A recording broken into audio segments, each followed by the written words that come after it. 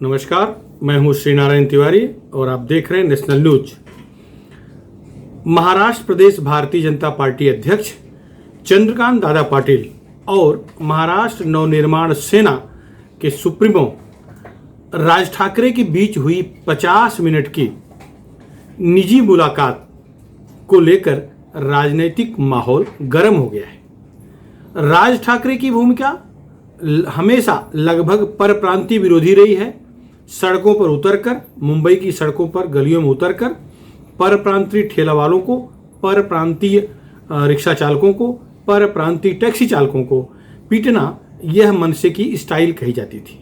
परप्रांतीय मजदूरों के साथ मारपीट, इस मनसे के आंदोलन की शुरुआत जब हुई थी उस समय कुछ हत्याएं भी महाराष्ट्र में हो गई थी, जिसमें परप्रांतीय की भी हत्या हुई थी और भूमिपुत्र की भी एक हत्या हो चुकी है। इस तरह से ये आंदोलन शुरू होने के साथ ही कलंकित हो गया था। इस बात की जानकारी पूरे महाराष्ट्र को है, पूरे देश को है। राज ठाकरे जी को तब समझ में आया होगा कि वो शुरुआत तो इस रूप में किए थे नहीं थे। उनका शुरुआत तो अपनी आइडेंटिटी कायम करने के लिए था। वह अपने चाचा स्वर्गीय आदरणीय बाला साहब ठाकरे के नक्शे कदम पर चलते हुए एक राजनीति शुरू करनी थी, क्योंकि शिवसेना से निकल के ही महाराष्ट्र नवनिर्माण सेना वो बनाए थे और वो चाहते थे कि शिवसेना का विकल्प महाराष्ट्र नवनिर्माण सेना हो जाए। इसीलिए एक कोई मुद्दा पकड़ करके आंदोलन करना था, जिनमें उन्हें भूमिपुत्रों को न्याय देने वाली पार्टी है मन से, ऐसा उन्हें सिद्ध करना था। तो भूमिपुत्रों को न्याय देने की मांग, भूमिपुत्रों को न्याय दिलवाने को लेकर आंदोलन, भूमिपुत्रों को न्याय दिलवाने के मुद्दे पर मारपीट, ये शिवसेना की स्टाइल थी शुरुआती दौर में। 65 में जब शिवसेना गठित हुई थी उस समय से इसी तरह का आंदोलन चलता रहा। ये अलग बात है कि शिवसेना का उत्तर भारतीयों से कोई विरोध नहीं था। शिवसेना उठाओ लूंगी बजाओ पुंगी के नाम पर आंदोलन कर रही थी, तो दक्षिण भारतीयों के खिलाफ। लुंगी से तात्पर्य साउथ इंडियन। उस समय साउथ इंडियन मुंबई पर एक तरह से राज करते थे। होटल व्यवसाय में उनका पूरा कब्जा था और होटलों में जिस तरह से वेश्यावृत्ति बढ़ रही थी उसके खिलाफ शिवसेना प्रमुख स्वर्गीय बाला साहब ठाकरे थे। उनको बड़ी नाराजगी थी कि होटल अय्याशी का अड्डा बन रहा है, होटलों के चक्कर में महाराष्ट्र के लोग बर्बाद हो रहे हैं। महाराष्ट्र से तात्पर्य उनका केवल मराठी से था, ऐसा नहीं था। जो भी महाराष्ट्र या मुंबई में रह रहे हैं, होटलों में गलत धंधों के चलते वहां आकर्षित हो रहे हैं, ना नृत्य वेश्या व्यवसाय परोक्ष रूप से चल रहा था, तो उससे वो दुखी थे, खिन्न थे। तो उनकी नाराजगी उस व्यवसाय को लेकर था, क्योंकि उस व्यवसाय में केवल और केवल दक्षिण भारतीय थे होटल मैनेजमेंट, होटल व्यवसाय में। इसलिए उन्होंने आंदोलन शुरू किया, उठाओ लुंगी बजाओ पुंगी का नारा दिया था और ये सफल रहा।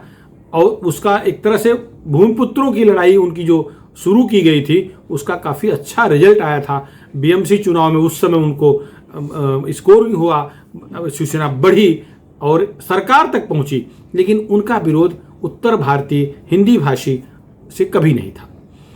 कहने के लिए कुछ भले छिटपुट कहीं वारदात हो गई होगी, लेकिन जिस तरह से मनसे का आंदोलन शुरू हुआ था और पूरी तरह से वो उत्तर भारतीय विरोधी, हिंदी भाषी विरोधी हो गया था, उससे लोगों के मन में, देश भर के लोगों के मन में मनसे के प्रति घृणा भर गई थी।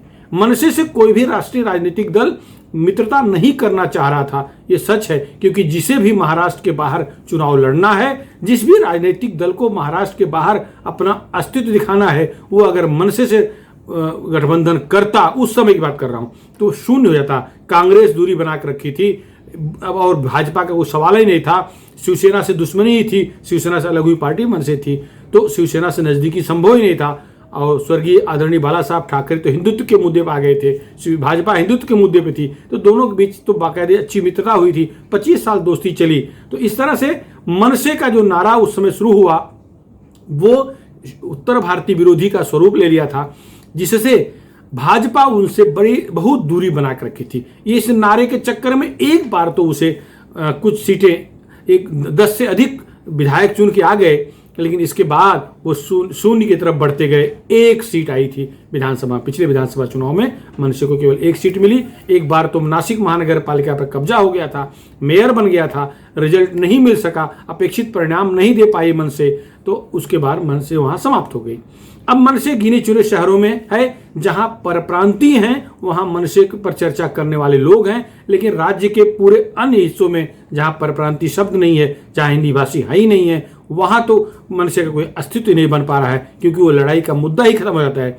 जब ग्रामीण भाग में केवल और केवल मराठी भाषी की हैं, तो वहां मनसे का इशू क्या काम का, क्या करेगा मनसे, हट के क्या है शिवसेना से? तो लोग शिवसेना को पसंद किए, मनसे शून्य हो गया।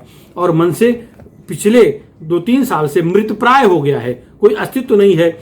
केंद्र में जब से भाजपा की सरकार आई है, नरेंद्र मोदी जी का, प्रधानमंत्री नरेंद्र मोदी जी का, अमित शाह का मनसे प्रमुख राज ठाकरे से एक अच्छा मित्रवत संबंध है, तो तब से मनसे का वह स्वरूप नहीं है। मनसे अपने मन से भी विचार कर रही थी पार्टी कि उसे अपने पुराने स्वरूप को त्यागना है, क्योंकि उससे कोई उसका भला नहीं होने वाला है और देश का भला नहीं हो रहा है। खैर, मनसे ने परिवर्तन किया भी। पहले उनके झंडे में बहुत सारे कलर हुआ करते थे, अब मनसे अपने झंडे को परिवर्तित करके भगवा रंग लाया। मनसे विशुद्ध रूप से हिंदुत्व की तरफ चल पड़ा है। जब से शिवसेना और भाजपा में खटास आई, शिवसेना अलग होकर के कांग्रेस और राष्ट्रवादी के सहयोग से सरकार बनाई है महाराष्ट्र में, शिवसेना के मुख्यमंत्री उद्धव ठाकरे जी जब से मुख्यमंत्री बने हैं, मनसे एकदम से अपने स्वरूप में परिवर्तन लाना शुरू कर दिया गया है। कट्टर हिंदूवादी पार्टी बन गई है, क्योंकि शिवसेना अब राष्ट्रवादी कांग्रेस पार्टी के साथ, कांग्रेस पार्टी के साथ सत्ता में रह करके धर्मनिरपेक्ष पार्टी बन गई है। शिवसेना का गैप महाराष्ट्र में तैयार हो गया है। भाजपा का वोट बैंक जो है वो है, लेकिन शिवसेना का जो वोट बैंक है वो कट्टर हिंदूवादी वोट बैंक अब राष्ट्रवादी कांग्रेस और कांग्रेस के साथ धर्मनिरपेक्ष बन गए पार्टी शिवसेना के साथ वो वोट बैंक कन्वर्ट होगा, कट्टर हिंदू उनके साथ आएंगे, ऐसा मुश्किल लग रहा है।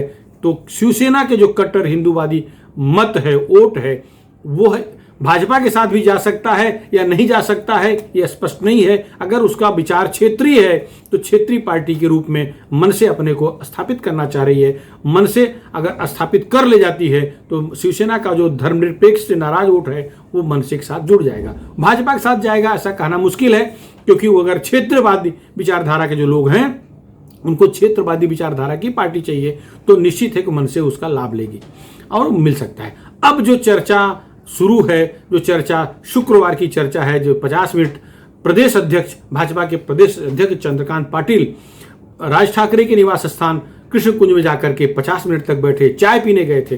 कहा जा रहा है, जैसा कि पाटिल ने खुद कहा कि चाय के लिए आमंत्रित किए थे तो गए थे चाय पर चर्चा करने के लिए। अब लेकिन चाय पर चर्चा नहीं थी।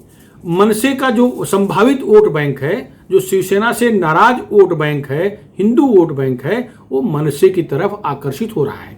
चंद्रकांत पाटिल अथवा भाजपा मनसे से सॉफ्ट कॉर्नर बनाए हुए है, लेकिन मनसे का जो उत्तर भारतीय विरोधी रुख रहा है, परप्रांतीय विरोधी रुख रहा है, इससे भाजपा के मन में डर बना हुआ है कि यदि दोस्ती बनाएंगे पूरे भारत में उनका वोट जनाधार खिसक जाएगा। मनसे के कुछ लोग गुंडों के रूप में एक्टिव थे, मारपीट करना, गुंडई करना, या यूं कह लीजिए कि जो समाज के अवांछित तत्व थे बड़े पैमाने पर मनसे में जुड़ गए थे। वो अपने निजी स्वार्थ के लिए हफ्ता वसूली, मारपीट करना, लूटपाट करना ये कर रहे थे, जिससे उसकी छवि, मनसे की छवि गुंडागर्दी की छवि बन गई थी। तो उससे उन्हें उबरना था। मनसे को समझ में आ गया कि ये छवि रहेगी तो कुछ नहीं कर पाएंगे। आगे बीएमसी चुनाव है, बीएमसी क्षेत्र में बंबई शहर में मराठी का प्रतिशत 17% से लेकर के 19% के बीच है। तो 17% से 19% के बीच दावा करने वाली महाराष्ट्र नवनिर्माण सेना एक पार्टी है और शिवसेना एक पार्टी है। राष्ट्रवादी कांग्रेस पार्टी भी तो राष्ट्रवादी है, कहने के लिए राष्ट्रवादी है, लेकिन वो महाराष्ट्रवादी पार्टी ही है। महाराष्ट्र में ही उसके जो कुछ कामकाज हैं, बाहर तो कुछ कहीं पूछा ही नहीं। गिने चुने एक आध जगह भले कोई आ गया हो, बीजेपी से नाराज वोट इनको मिल गया हो, तो वो अब ये स्थिति ये है कि बंबई में अगर मनसे को कुछ पाना है, कुछ हासिल करना है, तो उसे अब गैर मराठी को पर भी अपने डोरे डालने होंगे। मनसे ने भगवा रंग, शिवसेना का जो भगवा रंग था, केसरिया रंग है, उसे अपनाया, झंडे में लाया। और पिछले 1-1.5 साल से मनसे का कोई भी कार्यकर्ता, मनसे का कोई भी व्यक्ति परप्रांतीय के नाम पर झगड़ा करता हुआ नहीं दिख रहा है। आंदोलन होते हैं, बहुत स्थानीय भूमिपुत्रों को न्याय दिलवाने को लेकर के आंदोलन हुए हैं, लेकिन उस आंदोलन में परप्रांतीय विरोध नहीं दिखा है। तो ये सुधार तो खुद मनसे की तरफ से हो रहा है। लेकिन जो पाटिल ने कहा कि उनकी एक अचानक मुलाकात नासिक में हो गई थी, इस दौरान अचानक मुलाकात, एक्सीडेंटल भेंट कर रहे हैं वो, उस समय उन्होंने चाय पे बुलाया था और चाय पे बुलाने के लिए वो चले गए थे शुक्रवार के दिन। चाय पर चर्चा हुई, भाजपा के लिए चाय पर चर्चा बड़ी कीमती होती है, आप सब जान ही रहे हैं। चाय पर चर्चा हुई जिसमें पाटिल ने पहले ही कहा था कि राज ठाकरे जब तक अपना स्वरूप नहीं बदलेंगे, जब तक पार्टी का स्वरूप नहीं बदलता, परप्रांतीय विरोधी भूमिका नहीं बदलती, तब तक भाजपा उनसे कोई समझौता नहीं कर सकती, कोई पॉलिटिकल मित्रता नहीं हो सकती। तो वो पहले भी कहते रहे, करीब 1-1.5 साल से कह रहे हैं, उन्हें अपने अंदर परिवर्तन लाना पड़ेगा। और शायद उनकी सलाह, उनका सुझाव राज ठाकरे को पसंद भी आया है। भाजपा के सारे नेता इस बात को कहते रहे हैं कि उनको अपने अंदर परिवर्तन लाना चाहिए। तो राज ठाकरे ने परिवर्तन लाया है और ये टटोलने के लिए गए थे कि क्या आगामी बीएमसी चुनाव में जो फरवरी 2022 के आसपास होने जा रहा है, राज ठाकरे की पार्टी मनसे से भाजपा का गठबंधन हो सकता है, या फिर ये चिढ़ाने गए हैं शिवसेना के कि शिवसेना कांग्रेस करीब जा रही है। तो भाजपा राष्ट्रवादी कांग्रेस पार्टी से जो दूरियां खत्म होकर मित्रता बनती दिख रही है, तो उसके साथ साथ भाजपा मनसे से दोस्ती करके एक नया समीकरण बना रही है। अगर शरद पवार के जिस तरह से दिख रहा है, भाजपा प्रेम, भाजपा निष्ठा, भाजपा सहयोग, भाजपा दोस्त से मित्रता, इसके कारण महाराष्ट्र की सरकार गिरती है। भाजपा के सहयोग से शरद पवार की पार्टी फिर सत्ता में आती है, तो और उसके साथ साथ मनसे का सहयोग मिलता है, तो शिवसेना बीएमसी में साफ हो जाएगी।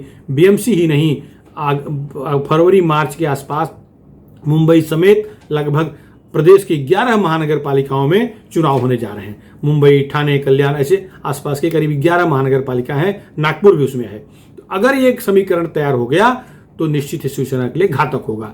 तो भाजपा टटोलने गई थी। एक बड़े राष्ट्रीय पार्टी का प्रदेश अध्यक्ष एक क्षेत्रीय पार्टी के अध्यक्ष के पास मिलने जाए, घर पे जाए, ये संभव नहीं था। लेकिन इसका भी जवाब चंद्रकांत पाटिल ने बड़ी विनम्रता से दिया है। उनका कहना है हमारे अंदर अहंकार नहीं है, हम महाराष्ट्रियन विचारधारा के हैं, हम हिंदू विचारधारा के हैं, हमारे यहाँ हिंदुत्व में ये परंपरा रही है, कोई घर बुलाता है तो अपनापन बढ़ता है। तो चाय पे बुलाए थे, इसलिए हम गए, नासिक में आमंत्रण दिए थे और हम सुनियोजित कार्यक्रम के तहत गए। और चर्चा, उन्होंने माना कि चर्चा हुई है, राज ठाकरे की पार्टी से कुछ क्लिपिंग भेजा गया था। संदीप देशपांडे ने कुछ क्लिपिंग भेजा था जिसमें वो बताना चाह रहे थे उनका स्वरूप बदल चुका है, वो उत्तर भारतीय विरोधी, उनका कोई नेचर नहीं रह गया, अब वो सबको साथ लेकर चलना चाहते हैं। इस बात को चंद्रकांत पाटिल ने स्वीकार किया कि उनको भी लग रहा है कि मनसे परप्रांतीय विरोधी नहीं है, मनसे उत्तर भारतीय विरोधी नहीं है। क्योंकि अगर उत्तर भारतीय विरोधी मनसे का स्वरूप रहेगा और भाजपा समझौता करती है तो उत्तर प्रदेश, बिहार, राजस्थान, मध्य प्रदेश, छत्तीसगढ़, झारखंड आदि राज्यों से साफ हो जाएगी भाजपा। ये बात तो समझ रही है, क्योंकि यहां भी उनके लोग हैं और वहां संदेश जाएगा। इतना नहीं, हिमाचल प्रदेश, पंजाब, यहां भी गलत संदेश जाएगा। तो भाजपा फूक फूक कदम रख रही है। यह निश्चित है कि कुछ तो हो रहा है। देखिए, बाला नांदगांवकर जो मनसे के बड़े नेता हैं, पूर्व विधायक हैं, बड़े नेता हैं, उन्होंने भी स्वीकार किया है कि हम कुछ काम छुपे तौर पे नहीं करते, भाजपा कोई काम छुपे तौर पर नहीं करती। यह मुलाकात प्री प्लान्ड है, सब सार्वजनिक तौर पे मुलाकात हुई है, मीडिया को नॉलेज में है। और भाजपा के प्रदेश अध्यक्ष कह रहे हैं कि वो जो कुछ भी करते हैं वो लोगों से, अपने पार्टी के वरिष्ठ नेताओं से चर्चा करते हैं। अर्थात यह मुलाकात निश्चित है, अमित शाह से चर्चा हुई होगी, जेपी नड्डा से चर्चा हुई होगी, प्रदेश के और जो वरिष्ठ नेता हैं, मुंबई अध्यक्ष आशीष शेलार हैं, चाहे पूर्व मुख्यमंत्री देवेंद्र फडणवीस हैं, ये सब योग नहीं है, ये प्रयोग है। ये जानबूझ गए हैं एक तो शिवसेना को चिढ़ाना कि अगर आप हम इस कांग्रेस से नजदीकी बढ़ा रहे हो, संजय राउत कांग्रेस करीब जाकर के नया समीकरण बना रहे हैं, तो हम राष्ट्रवादी से भी समीकरण बनाए हैं, प्लस मराठी वोट बैंक जो नया तैयार हुआ है, जो आपने तैयार किया है, उसकी कार्ड भी तैयार कर रहे हैं। तो भाजपा बीएमसी से शिवसेना को हटाना चाहती है, रणनीति के तहत काम कर रही है। मन से अगर साथ दिया, मन से आ गया भाजपा के साथ, भले ही ओपन हो या मन से हो, तो निश्चित है शिवसेना का नुकसान है, भाजपा का फायदा है। क्या होगा अभी फरवरी मार्च की बात है, 2022 का मामला है। फिलहाल इस मुद्दे पर इतना ही। आपको हमारा वीडियो कैसा लगा? आप हमारे चैनल को नेशनल न्यूज चैनल सब्सक्राइब करके अपनी राय जरूर लिखें। धन्यवाद।